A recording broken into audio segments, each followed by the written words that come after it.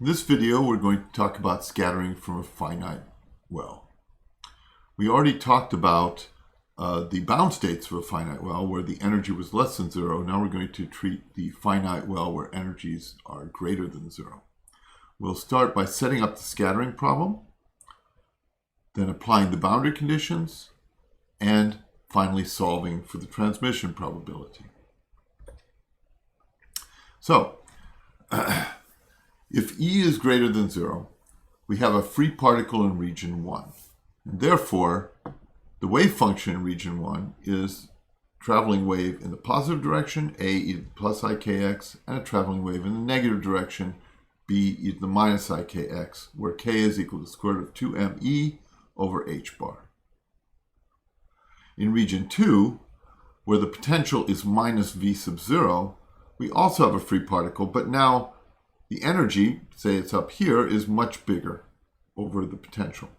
And so our function is psi of x is equal to c e to the plus ilx plus d e to the minus ilx, so waves traveling positive and negative, but where L is now equal to square root of 2m times e plus v sub 0 over h bar. So the energy is higher. These are both positive, so this is a bigger number than this. In region 3, there's only the transmitted free particle for the same reasons as we saw with the delta function scattering. We have psi of x is equal to f times e to the plus ikx. Now we're going to proceed to apply boundary conditions of continuity for both wave function and its derivative at x equals plus a and minus a, and resolve all these coefficients. And eventually calculate the transmission probability. So psi 1 is given as before. Psi sub 1 is equal to a e to the plus ikx plus b e to the minus ikx. Psi 2 is c e to the ilx plus d e to the minus ilx. And psi 3 is e to the f e to the ikx. The equation of continuity at minus a for the derivative and the function is the correspondence of the psi 1 and psi 2. And so we have a e to the ika minus ika plus b e to the ika is equal to c e to the minus ila plus d e to the ila. When we take the derivative of this and the derivative of this, we get an ik out here, minus ik, il, minus il. If all these terms have an I that we can cancel. And so we have ka e to the minus ika minus kb e to the ika equals lc times e to the minus ila minus ld times e to the ila. At x equals plus a, which is psi 2 and psi 3, we get a slightly simpler expressions. We get c e to the ila plus d e to the minus ila equals f e to the ika. And for the derivative, we get L c e to the ila plus minus L d e to the minus ila equals k f e to the ika. So these four equations can be used to solve for c and d, and then eventually the ratio of f to a, the transmitted wave to the incident wave. So d, taking this equation here, rearranging, I get d is equal to f e to the ika e to the ila minus c e to the 2ila. Right? So what we were doing here is dividing by minus 2ila. That gives you e to the minus ila, and you get e to the 2ila for this one.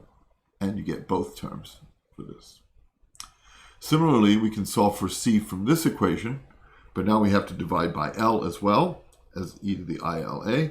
So we get c is equal to L, k over L, f e to the ika, e to the minus ila plus d e to the minus 2ila.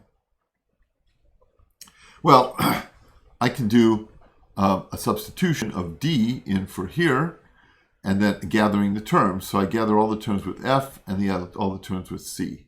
The terms with f include this term here, k over L times f e to the ika times f e to the minus ila.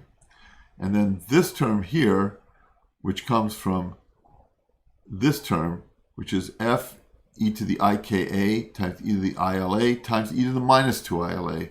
So I get it e to the minus ILA. And this gives me k over L plus 1 times these terms here.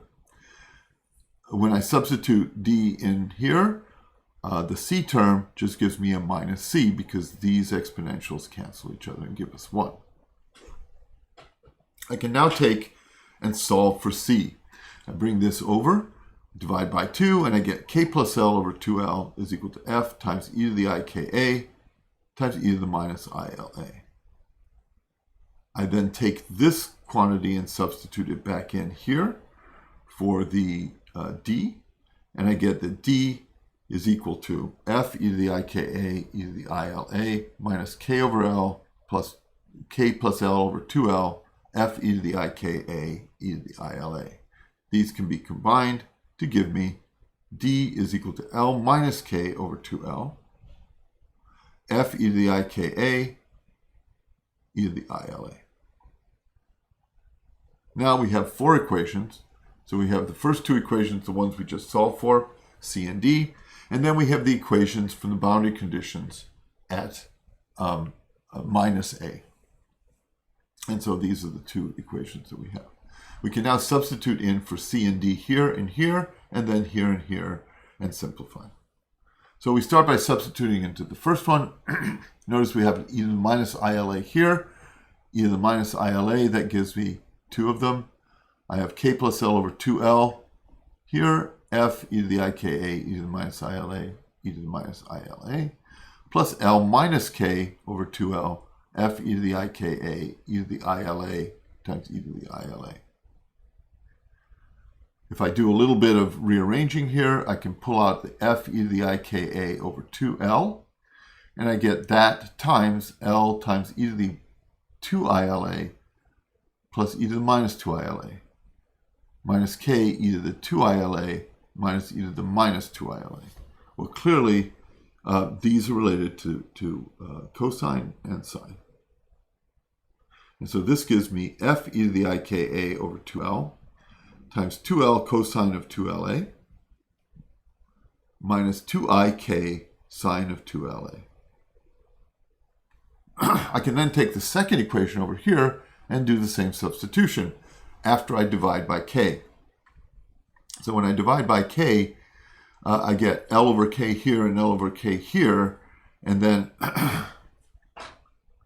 when I do the substitutions, the L's in the denominators disappear, and I get 2k in the denominator, and so I get k plus L over 2k f e to the IKA times e to the minus ILA times e to the minus ILA, minus L minus k over 2k f e to the IKA e to the ILA times e to the ILA.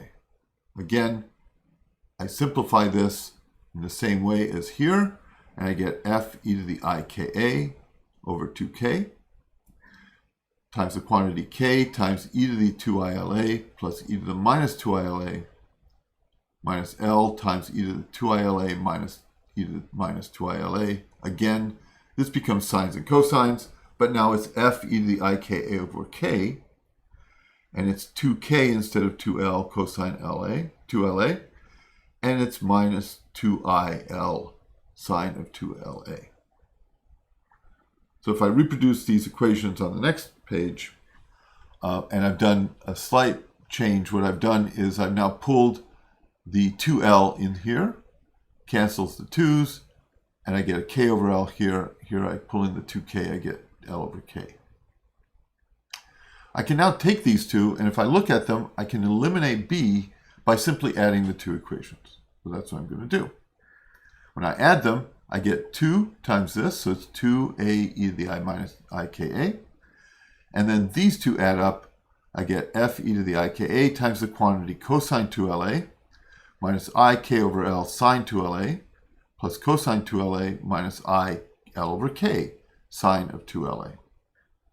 That simplifies putting over a common denominator of these 2 terms and putting these 2 terms together. I get a 2. I can pull the 2 out and divide over here by 2, and then I divide by f to get a over f, which is basically 1 over the transmission coefficient. And that's equal to 2 e to the 2ika cosine of 2la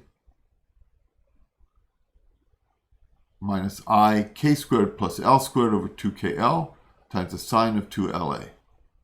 And the 2IKA comes from dividing this guy out. Well, that means when I take the modulus squared of this, because I have to take the modulus squared, that means complex conjugate times the function itself, the cross terms cancel, and I get cosine squared of 2LA plus k squared plus L squared over 2KL, quantity squared, sine squared of 2LA. So this squared plus this squared. I can rewrite this by remembering that cosine squared is 1 minus sine squared.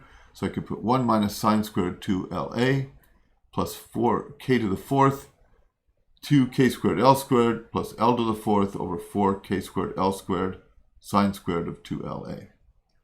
I can now regroup these, bring this in as a minus, and then putting over a common denominator, minus 4k squared L squared.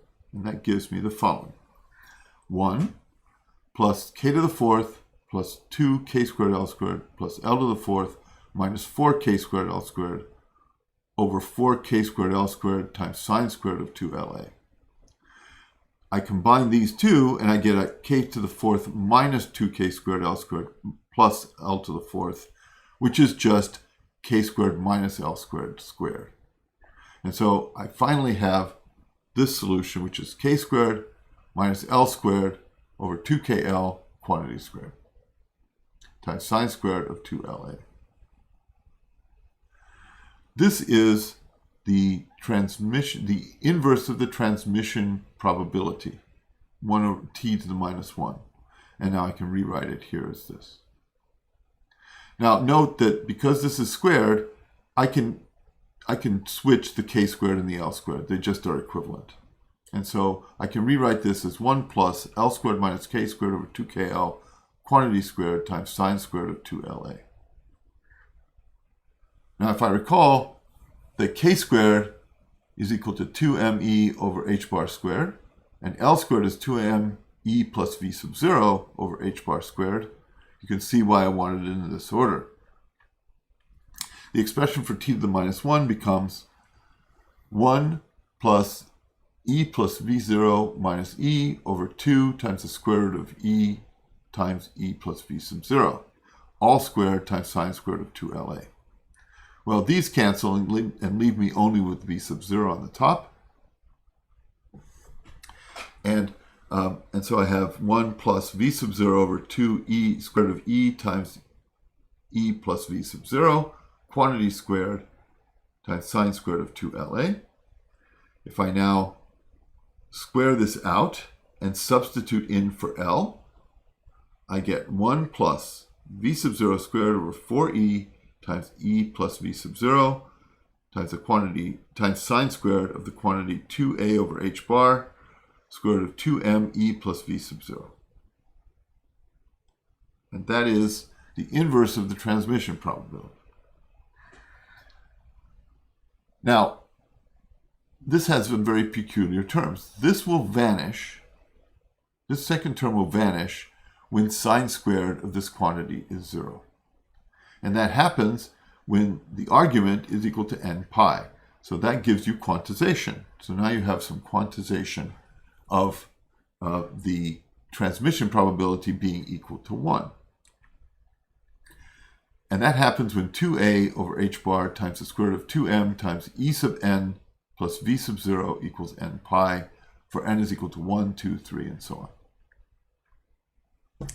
So at t equals 1 at these points, and if I draw a picture of that, I take the inverse, I plot t, it's 0 at 0 energy. As the energy goes up, this transmission probability increases very rapidly because there's no real barrier there. It's just a well. And it hits 1 at a certain value. Then it drops down again because of this sign, the sine squared, changing sign. And then it rises again. And it rises again. And it drops again, and it rises again, and it drops again, and it rises again. Okay, so Not because it's changed time, but it's oscillating. Let me say it that way. Now, let's see what points you have the transmission probability equal to 1. Remember, this is 1 over the transmission probability. So it's 1 over all this stuff underneath. And this is equal to 1 when this one vanishes. And when it's not vanishing, then t is less than 1. So the energies for perfect transmission are given by E sub n plus V sub 0, if I take this equation, is equal to n squared pi squared h bar squared over 2m times 2a quantity squared.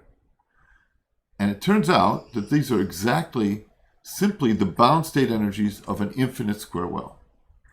So what does this mean? This means that for a finite square well scattering, when you hit the energies that correspond to an infinite square well, where the energies are E sub n plus V0, corresponds to the energy of infinite square well. What happens is you have a transmission probability of 1 because you have some kind of resonance inside the well that eliminates all the reflection.